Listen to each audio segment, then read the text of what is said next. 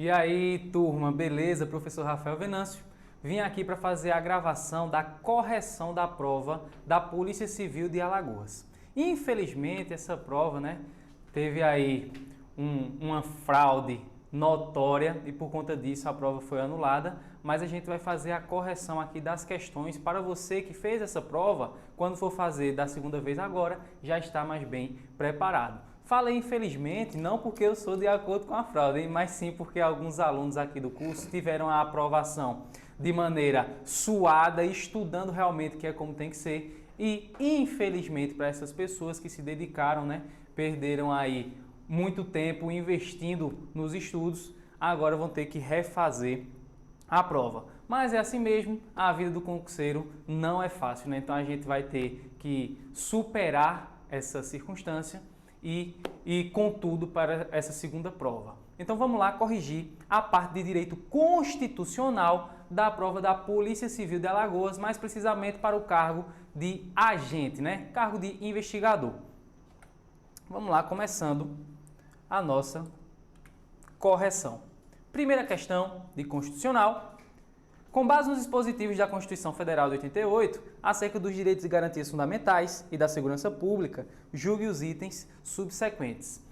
Sob pena de configurar ofensa à liberdade, o exercício da manifestação do pensamento fica afastado de apreciação judicial. Vamos lá. Essa questão, ela está errada. Por quê? Nós possuímos sim o direito à liberdade de manifestação do pensamento. É um direito constitucional. Estudamos isso lá no artigo 5º, quando a Constituição diz que é livre a manifestação do pensamento, sendo vedado o anonimato. Porém, isso não quer dizer que vai ficar afastado de apreciação do Poder Judiciário, a apreciação judicial. Porque assim como os outros direitos fundamentais, a liberdade de expressão, ela não é um direito absoluto. Ela possui a característica da relatividade. Então, ela não pode ser utilizada de qualquer forma, porque se o indivíduo, por exemplo, ele estiver amparado pela liberdade de expressão, mas fazendo um discurso de ódio, não há que se falar em liberdade de expressão. Ele não está amparado por esse direito. Eu cito como exemplo um caso que aconteceu aqui na nossa cidade, em Caruaru. Um indivíduo, ele foi para o shopping da cidade com uma faixa no braço com a cruz suástica. E quando ele é abordado lá no shopping pelos seguranças, contestando ele está usando esse símbolo que reflete ao nazismo, ele disse, liberdade de expressão. Aí eu quero saber, será que ele estava realmente amparado pela liberdade de expressão? A resposta é não. É óbvio que não, porque a liberdade de expressão não é um direito absoluto. Você não pode promover discursos de ódio e se resguardar nesse direito. A Constituição ela não autoriza isso, tá? Inclusive, ele estava cometendo um crime previsto na Lei 7.716, que é a lei que traz os crimes de racismo. Então, voltando para a questão fica errada quando diz que fica afastado de apreciação judicial. Não, o Poder Judiciário, ele vai poder intervir sim nos casos em que o indivíduo ultrapasse os limites do direito à liberdade de expressão, de manifestação do pensamento. Gabarito errado. Próxima questão.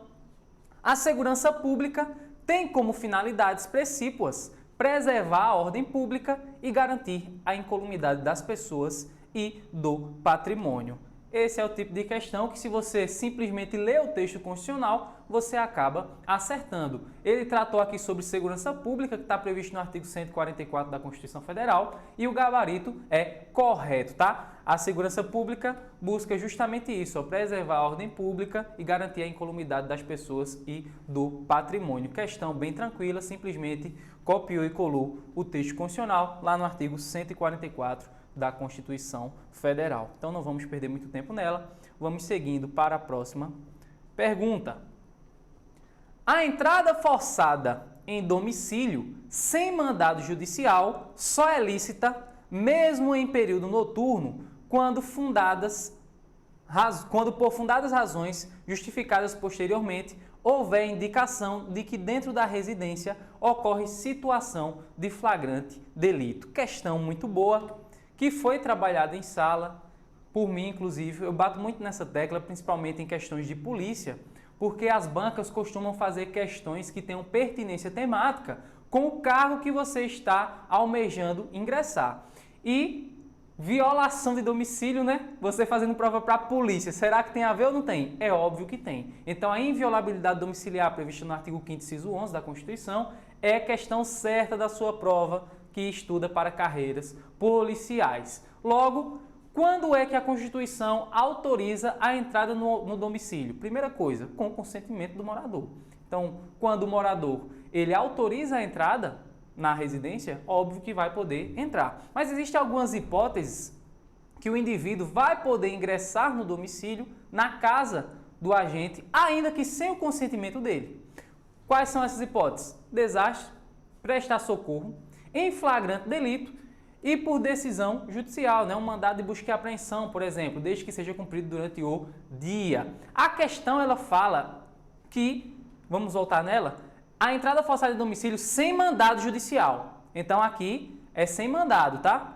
São em algumas dessas outras hipóteses que eu comentei agora. Vamos voltar para ver o que é que ela diz. Só é lícita, mesmo em período noturno, quando por fundadas razões justificadas posteriormente houver indicação de que dentro da residência ocorre situação de flagrante delito. Essa questão está perfeita, de acordo com o entendimento do STF. O Supremo Tribunal Federal diz que para a polícia, que é o que normalmente acontece, né? Flagrante delito qualquer pessoa pode prender, mas normalmente a polícia, né, que prende, já que ela tem esse dever legal. A polícia, para entrar na casa de alguém que está acontecendo um flagrante delito lá dentro, ela tem que ter o quê? Fundadas razões. Fundadas razões, o que seria isso? Seriam indícios de que lá está ocorrendo a prática de crime.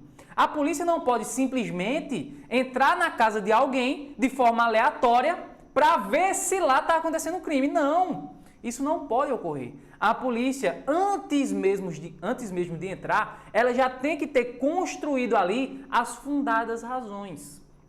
O motivo, os indícios que ali dentro da residência está acontecendo um crime. E isso será justificado a posteriori, como a questão fala, justificadas posteriormente. Então, nesse caso, tá? Da polícia construir a fundada razão, ela sim pode ingressar. E a gente já tem vários entendimentos dos tribunais superiores de o que é que configura ou não fundadas razões. E aqui, só para deixar bem completa a explicação dessa questão, tem entendimento do STJ dizendo que denúncia anônima não autoriza a entrada policial na residência. Então, se, por exemplo, eu sou policial, recebo uma denúncia anônima que está acontecendo um crime na residência, eu não posso chegar lá, entrar e verificar. Não, eu tenho que primeiro constatar isso. Eu tenho que fazer ali uma verificação preliminar daquela informação, chamada VPI. Eu não posso chegar só com base em uma denúncia anônima e violar o domicílio. Outra decisão para você ficar aí bem detalhada essa questão. Quando um indivíduo ele corre da viatura, ele viu a viatura e correu, somente isso. Não tem mais nenhum elemento, tá? O indivíduo viu a viatura policial e correu. Esse fator autoriza a polícia a entrar na residência? Esse fator configura fundada razão para a polícia entrar? Resposta: não. Também não, tá? Então você percebe que as fundadas razões que o STF elenca como fundamento para ingressar na residência do indivíduo sem ordem judicial, sem consentimento, deve ser algo, um mínimo concreto, vamos dizer assim. Não pode ser algo abstrato demais, tá? Então tem que ter ali indícios de que dentro da residência está acontecendo o crime. Logo, voltando para o nosso gabarito correto. Seguindo para a próxima questão. A execução das atividades inerentes à defesa civil, assim como das de preservação da ordem pública, cabe principalmente às polícias militares. Vamos lá. Aqui ele está falando das atividades de defesa civil. Quando você estudou o artigo 144 da Constituição Federal, você percebeu que essas atribuições não são da Polícia Militar, e sim dos corpos de bombeiro militares, certo? Então, a atividade de defesa civil não é da Polícia Militar, e sim dos bombeiros, tá? Polícia Militar faz a preservação da ordem pública, né? Um policiamento ostensivo ali para a preservação da ordem pública. Essa atividade de defesa civil não compete à Polícia Militar, pelo menos respondendo com base no texto constitucional. Logo, o nosso gabarito dessa questão está errado. Seguindo para a próxima questão, dado que a autoridade policial tem a obrigação de colher todas as provas que possam influenciar na apuração do fato tido como criminoso, em se tratando de dados armazenados em celular, a sua apreensão prescinde de autorização. Turma, essa questão está errada. Veja, a polícia, ela vai realmente apreender todos aqueles materiais, aqueles instrumentos que tenham a ver com a infração penal. Isso está correto. A polícia vai fazer essa apreensão. Porém, quando a gente fala de dados armazenados em celular, como por exemplo, conversas de WhatsApp, como por exemplo, imagens, mensagens, isso aí está ligado ao direito à intimidade. O policial não pode simplesmente chegar sem autorização da pessoa e começar a olhar conversas de WhatsApp, começar a olhar imagens, mensagens. Isso ele não pode fazer. Ele só pode fazer isso se ele tiver autorização. Mas de quem? Senhores, autorização judicial. Essa questão aí de analisar os dados do celular possui, nesse exemplo específico, uma cláusula de reserva de jurisdição. O policial sozinho ele não pode simplesmente chegar e olhar conversas de WhatsApp. Ele, para isso, precisaria de quê? De uma ordem judicial. Logo, a questão está errada, porque, não sei se você reparou, mas ele disse que a apreensão prescinde de autorização. E o que é prescindir? É dispensar. Prescinde está dizendo que é dispensável a autorização. Então, gabarito errado. Agora, se ele tivesse dito, ao invés de prescinde, ele colocasse assim, é imprescindível, aí estaria correto. Por quê? Porque imprescindível é indispensável. Eu sempre nas minhas aulas costumo colocar uma questãozinha dessa justamente já para trabalhar essas palavras que sempre caem em concurso com a turma, porque às vezes você sabe do conteúdo, você podia saber essa questão aqui, mas se você não tivesse o conhecimento do conceito dessa palavra de prescinde, esse prescindível, você poderia errar essa questão. Então, cuidado com essas palavras de concurso público que são colocadas ali só para ferrar com o concurseiro. Prescindível é uma delas, mas espero que você agora tenha pegado o bizu. Vou repetir. Prescindível, dispensável. Imprescindível, indispensável. Seguindo para a próxima questão. Ao agente que tiver praticado fato criminoso, será garantido o privilégio contra a autoincriminação, isto é, o direito de manter-se em silêncio. Essa questão está correta. Lá na Constituição Federal, no artigo 5º, tem-se o direito ao silêncio, e também o direito à não autoincriminação. Tem um princípio em latim que é até um pouco estranho, mas você tem que estar se acostumando com esses termos em latim, que é o nemo tenetur si detegere. Nemo tenetur si detegere. O que é que diz esse princípio? Eu não sou obrigado a produzir provas contra mim. Eu não sou obrigado a participar de forma ativa das investigações. Eu não sou obrigado a colaborar com a polícia para ela construir um material probatório contra mim. Não sou obrigado a fazer isso. Aí eu pergunto a você, e se eu não quero colaborar com as investigações? E se eu quero permanecer em silêncio? Essa minha conduta, essa minha escolha, ela pode ser utilizada contra mim de forma a ser valorada de maneira negativa, como por exemplo, aquele ditado popular, quem cala consente. Será que se eu não quero colaborar com as investigações, isso pode ser interpretado como se foi eu realmente que cometi o crime? Resposta, não. Porque isso é um direito constitucional. Como é que você vai interpretar de maneira negativa um direito constitucional?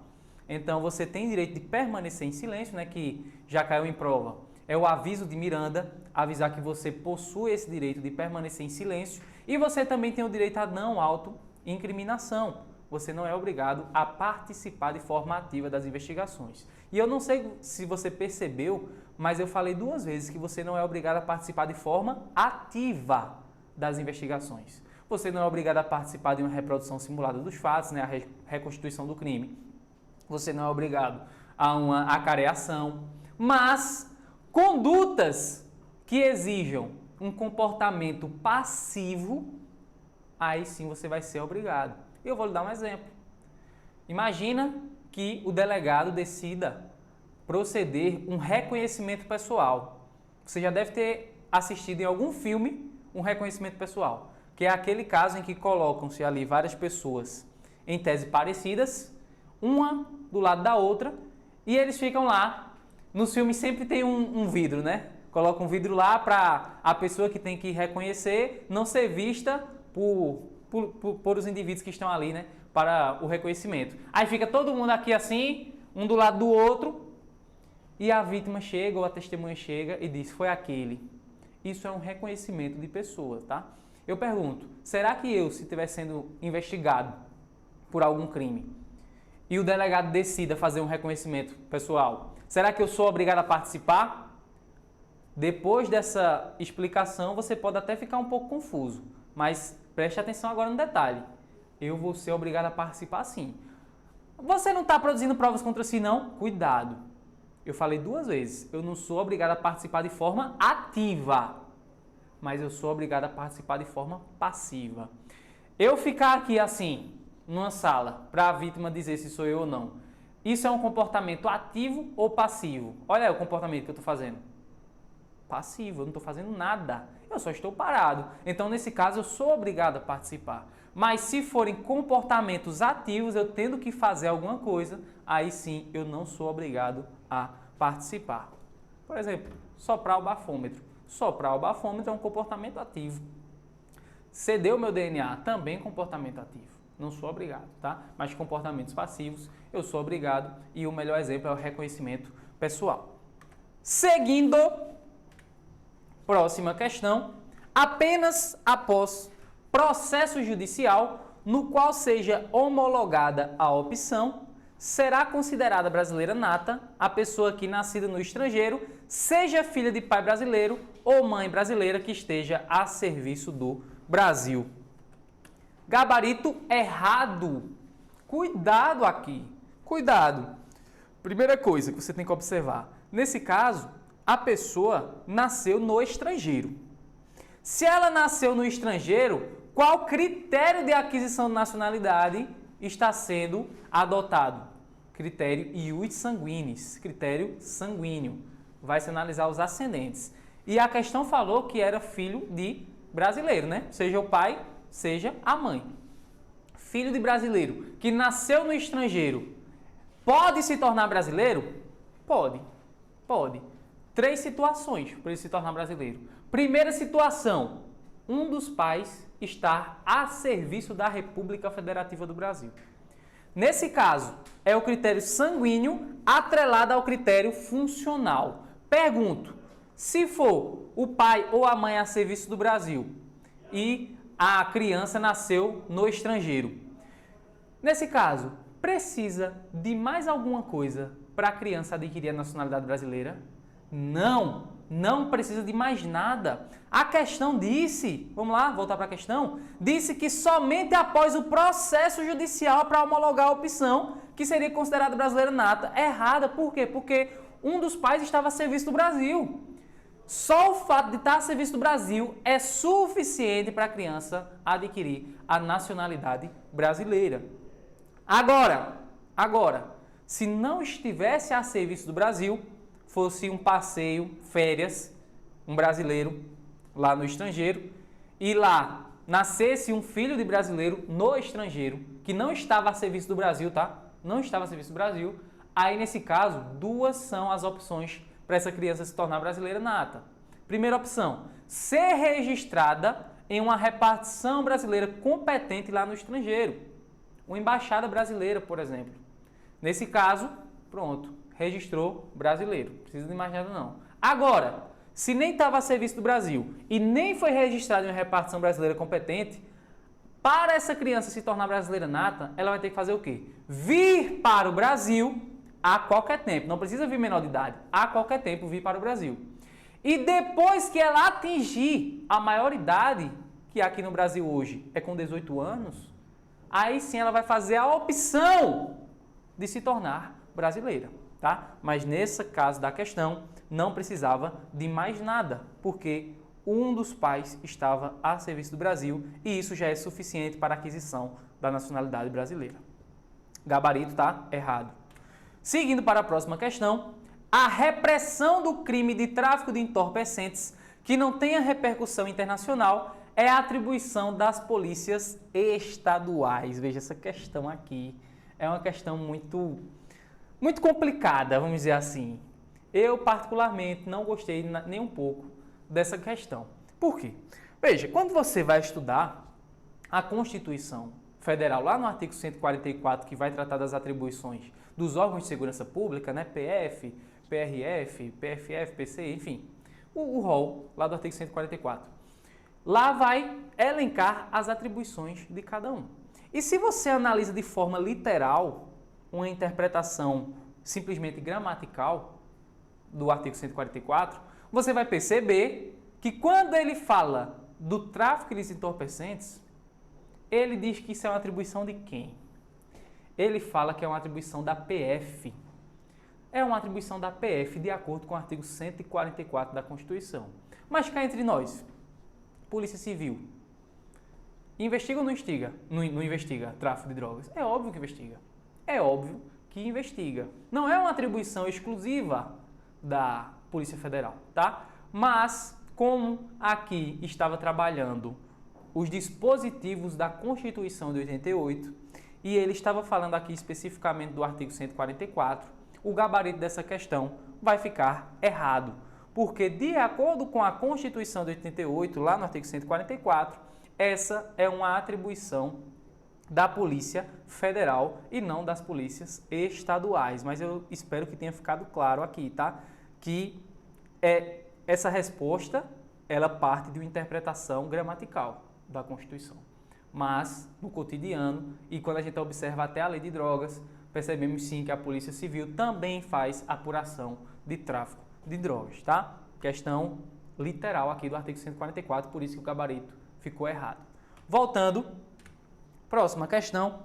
Considere que um sargento militar, de posse de cartão bancário, furtado de um colega, também militar, tenha sacado quantia da conta corrente deste. Nesse caso, a apuração da conduta do sargento militar será atribuição da Polícia Civil. Questão muito boa também essa daqui, tá? Por quê? Porque quando você estuda as competências da Polícia Civil, no artigo 144, você percebe que ela compete à Polícia Civil a apuração de infrações penais, ressalvada a competência da União, né? Porque nesse caso vai para a Polícia Federal, e também ressalva os crimes militares. E o que é um crime militar quando ele fala lá? É aquele crime que é cometido pelo militar, tá? Quando não é um crime militar e não é uma competência da União, fica como competência da Polícia Civil. É uma competência residual, a competência da Polícia Civil. E nesse caso da questão, será que é considerado um crime militar a conduta de um sargento que, de posse de um cartão bancário furtado de um colega, também militar, tenha sacado quantia da conta corrente deste? Senhores, isso aqui não é um crime militar. Não é um crime militar. Não houve ofensa aos preceitos militares. Lá no artigo 9º do Código Penal Militar, vai dizer quais são as hipóteses que vão incidir o Código Penal Militar. E se você vai estudar o Código Penal Militar, você percebe que essa conduta não se enquadra em um crime militar, tá? Porque não houve nenhuma ofensa à instituição, né, militar, não houve nenhuma ofensa à hierarquia e à disciplina, apesar de ser um sargento da Polícia Militar. Aqui ele não fala especificamente da polícia não, né? Fala sargento militar, mas enfim, tanto faz. Mesmo sendo um sargento militar, não é qualquer conduta que ele cometa que vai para a justiça militar. Não. Vai ser analisado o caso concreto para distinguir se é competência militar ou se é competência civil, beleza? Então, nesse caso, a apuração da conduta do sargento militar será atribuição da Polícia Civil? Sim, gabarito correto, porque não houve ofensa às instituições militares, logo não vai ser julgado na Justiça Militar. Compete sim a atribuição aí da Polícia Civil, gabarito correto. Se a autoridade policial deixar de informar a pessoa indicada pelo preso a prisão e o local onde ele se encontra, mas comunicá-los ao juiz competente, estará assegurado o cumprimento da Constituição Federal. Gabarito errado. O que é que a Constituição diz sobre a comunicação da prisão? Diz que a autoridade policial deve comunicar de forma imediata. Imediatamente. A quem? Ao juiz e à família do preso ou pessoa por ele indicada. Aqui na questão falou que, volta aqui, ó, se a autoridade policial deixar de informar a pessoa indicada pelo preso, a prisão, e o local onde se encontra, mas comunicar ao juiz. Ou seja, se comunicar somente ao juiz, já está cumprindo o que a Constituição fala? É isso que ela está perguntando a você. Se comunicou ao juiz, já está tudo certo? Não, porque a Constituição fala que é a comunicação imediata ao juiz e à família do preso ou pessoa por ele indicada. Se só comunicar ao juiz, está errado. Bem como se também só comunicar à família ou à pessoa por ele indicada, também está errado. Tem que comunicar aos dois de acordo com a Constituição Federal, logo nosso gabarito errado. O exercício do direito de greve por policiais civis somente é aceito pela Constituição quando comprovadamente não houver prejuízo para a segurança pública. Senhores, gabarito errado. Nenhuma polícia pode fazer greve. Nem a militar, nem a civil, nem a federal, nem a rodoviária federal, nem a polícia penal, nenhuma polícia pode fazer greve. Quando você estuda o artigo 142 da Constituição, você vê expressamente que os militares não podem fazer greve. Mas não pense, então, trazendo aqui para segurança pública, que somente a polícia militar está proibida de fazer greve. Não. A polícia civil também é proibida de fazer greve. Temos posicionamento do STF sobre isso. Tanto a polícia civil como a polícia federal. E coloca aí, ó, qualquer órgão de segurança pública, órgãos relacionados à segurança pública, não podem exercer o direito de greve. Não podem, certo? Porque, por óbvio, se a polícia civil para, se a polícia militar para, se a polícia federal para, enfim, qualquer órgão de segurança pública parar, nós teremos um caos, nós teremos aqui uma situação caótica e a ordem pública estará comprometida. Logo, não pode fazer greve. Beleza? Gabarito errado. Às polícias civis estaduais compete apurar infrações penais e reprimir o tráfico ilícito de entorpecentes, tá? As polícias civis estaduais competem apurar infrações penais e reprimir o tráfico ilícito de entorpecentes. Essa questão aqui, ela mais uma vez tratou dessa parte, né, de tráfico de drogas, falando que a Polícia Civil apura infrações penais. Isso aí tá certo. A Polícia Civil apura infrações penais, excetuando aquela questão da atribuição da União, né, porque nesse caso vai ser a Polícia Federal, e também excetuando a questão